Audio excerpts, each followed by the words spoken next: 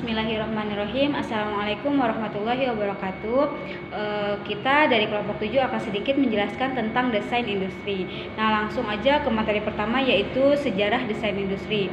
Kita masuk pada abad ke-18, yaitu perkembangan desain lebih menitik beratkan pada nilai seni dan nilai estetis, seperti contoh metode kerajinan tangan. Nah, di pertengahan abad 18 ini sistem pabrik mulai muncul, tetapi tetap dengan metode-metode tradisional dengan jaringan-jaringan bengkel kecil.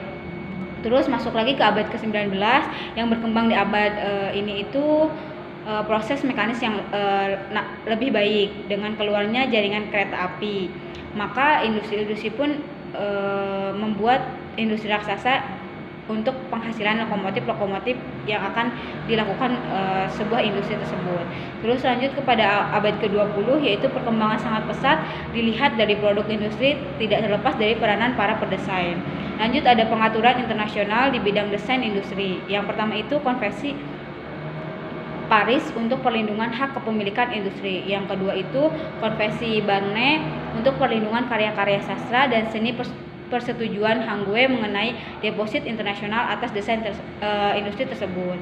Terus yang ketiga itu persetujuan Locarno yang mengatur tentang penetapan penggolongan internasional untuk desain industri serta persetujuan TRIPS-GATT tahun 1994. Lanjut ke pengertian desain industri, kita bisa lihat dari pasal 1 ayat 1, yaitu bahwa desain industri suatu kreasi tentang bentuk, konfigurasi atau komposisi antara garis atau warna, atau garis dengan warna, atau gabungan dari semuanya yang membentuk 3 dimensi atau 2 dimensi yang memberikan kesan estetis dan dapat diwujudkan dalam pola 3 dimensi atau 2 dimensi, serta dapat dipakai untuk menghasilkan suatu produk, barang, komoditas industri, atau kerajinan tangan yang lainnya. Oke, selanjutnya akan dijelaskan oleh teman saya.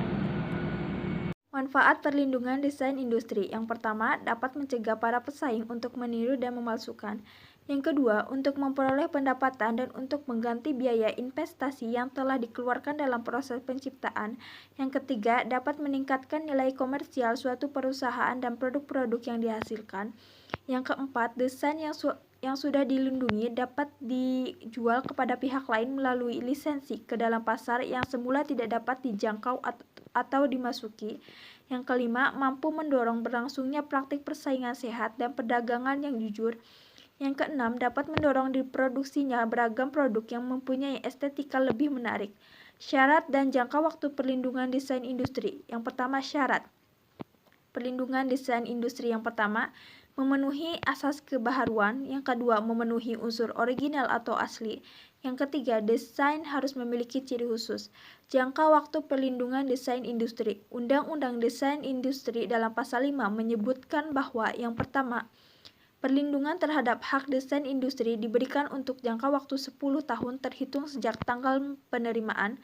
Yang kedua, tanggal mulai berlakunya jangka waktu perlindungan sebagaimana dimaksud dalam ayat 1 dicatat dalam Daftar Umum Desain Industri dan diumumkan dalam Berita Resmi Desain Industri. Assalamualaikum warahmatullahi wabarakatuh. Nama saya Monika Yub Araswati. Di sini saya ingin sedikit memaparkan materi mengenai jangka waktu perlindungan. Nah, jangka waktu perlindungan dibagi menjadi 5. Yang pertama, sepanjang hayat pencipta ditambah 50 tahun setelah meninggal dunia untuk ciptaan yang asli atau bukan turunan atau derivatif. Nah, yang kedua, selama 50 tahun sejak pertama kali ciptaan itu diumumkan. Nah, jenis-jenis ciptaan yang dimaksud meliputi program komputer dan karya derivatif seperti karya sinematografi, rekaman suara, karya pertunjukan, dan karya siaran. Nah, yang ketiga, selama 25 tahun. Perlindungan yang terpendek ini diberikan untuk karya fotografi dan karya susunan perwajahan, karya tulis yang diterbitkan. Nah, yang keempat, ciptaan yang dimiliki atau dipegang oleh badan hukum berlaku selama 50 tahun dan 25 tahun sejak pertama kali diumumkan. Yang kelima yaitu ciptaan yang dipegang atau dilaksanakan oleh negara berdasarkan pasal 10 ayat 2 huruf B berlaku tanpa batas. Bismillahirrahmanirrahim. Saya akan melanjutkan tentang materi prosedur tata cara perolehan hak desain industri.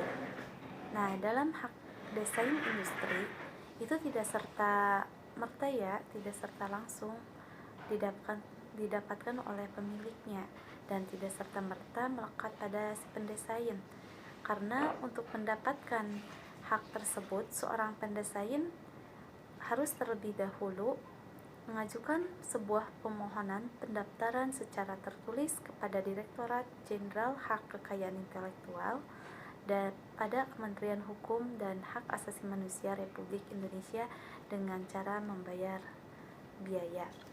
Nah, sebagaimana yang telah disebutkan di atas bahwa prosedur tata cara perolehan hak atas desain industri atas dasar permohonan pendaftaran, maka permohonan pendaftaran terhadap desain tersebut itu harus memuat pertama tanggal, bulan, dan tahun surat pemohon.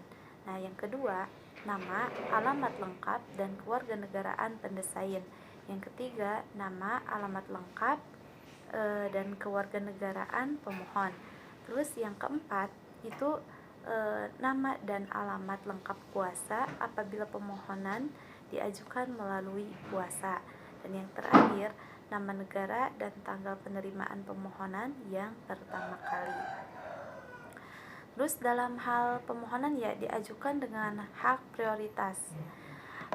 Permohonan yang diajukan dengan hak prioritas itu diatur dalam pasal 11 ayat 1, ayat 2, ayat 3 Undang-Undang Nomor 31 Nomor 2000 tentang Desain Industri. Nah, permohonan pendaftaran desain industri itu harus dilampiri dengan pertama, contoh fisik atau gambar dan uraian dari desain industri yang dimohonkan pendaftarannya. Yang kedua, ada surat kuasa khusus pernyataan bahwa desain industri yang dimohonkan pendaftarannya itu adalah milik pemohon atau pemilik pendesain. Permohonan pendaftaran desain industri yang diajukan akan dinyatakan diterima pada saat tanggal diterimanya permohonan dengan catatan si pemohon sudah mengisi formulir permohonan dengan melampirkan contoh fisik atau gambar dari desain industri yang dimohonkan pendaftarannya dan juga membayar sejumlah biaya permohonan sebagaimana yang dimaksud tadi dalam pasal 11 ayat 1 Undang-Undang Nomor 31 Tahun 2000 tentang Desain Industri. Selanjutnya ada upaya penyelesaian hukum, pelanggaran dan saksi desain industri. Nah, penyelesaian sengketa yang berkaitan dengan pelanggaran hak desain industri dapat diselesaikan melalui jalur litigasi atau melalui pengadilan dan dapat pula diselesaikan melalui non-litigasi dan non-pengadilan.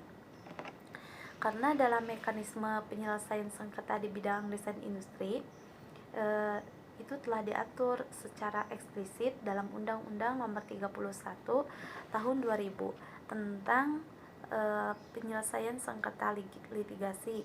Nah, dalam Undang-Undang Nomor 31 Tahun 2000 itu memungkinkan penyelesaian sengketa non-litigasi atau non-pengadilan melalui apa saja? Melalui arbitrase atau penyelesaian sengketa dengan alternatif penyelesaian sengketa melalui negosiasi, mediasi, dan konsiliasi serta cara-cara lain yang dipilih oleh para pihak sebagaimana yang telah diatur dalam pasal 47 yang menyatakan selain penyelesaian gugatan sebagaimana dimaksud dalam pasal 46, para pihak itu dapat menyelesaikan perselisihan tersebut melalui arbitrase atau alternatif penyelesaian sengketa.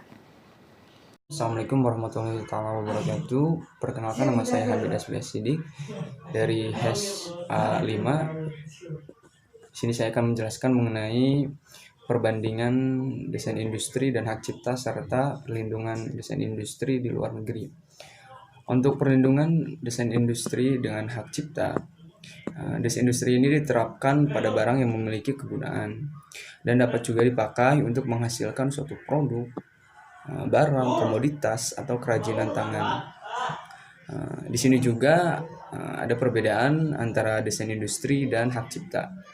Pada hak cipta sendiri terdapat nilai estetik, efek rasio, dan rasa, serta kegunaannya sendiri. Sedangkan pada desain industri, penekanannya pada materi yang melahirkan kesan estetiknya sendiri dan mengutamakan pada rasa efek estetiknya itu. Untuk poin kedua yaitu perlindungan desain industri di luar negeri. Nah, berdasarkan pada pasal 5 ayat 1 Undang-Undang Nomor 31 Tahun 2001 tentang desain industri disebutkan bahwasannya perlindungan terhadap desain industri itu diberikan untuk jangka waktu 10 tahun terhitung tanggal penerimaannya. Adapun di sini 3 poin atau 3 cara untuk melindungi desain industri Anda di luar negeri. Yang pertama, jalur nasional. Nah, perusahaan ini dapat memperoleh perlindungan dengan cara memohon pendaftarannya secara terpisah di kantor HKI di masing-masing negara. Seperti itu. Ada juga jalur regional. Pada jalur ini yaitu untuk melindungi desain Anda di sekelompok negara yang merupakan anggota dari perjanjian regional yang memungkinkan pendaftaran desain itu lebih dari satu negara. Dan untuk poin ketiga yaitu pada jalur internasional. Nah, perusahaan-perusahaan yang ingin mendaftarkan desainnya secara internasional di beberapa negara, ini juga dapat menggunakan prosedur yang ditawarkan oleh persetujuan HAKWE mengenai pendaftaran internasional desain industri sendiri. Nah, mungkin itu cukup mengenai perbandingan antara desain industri dan hak cipta serta perlindungan desain industri di luar negeri. Terima kasih. Wassalamualaikum warahmatullahi wabarakatuh.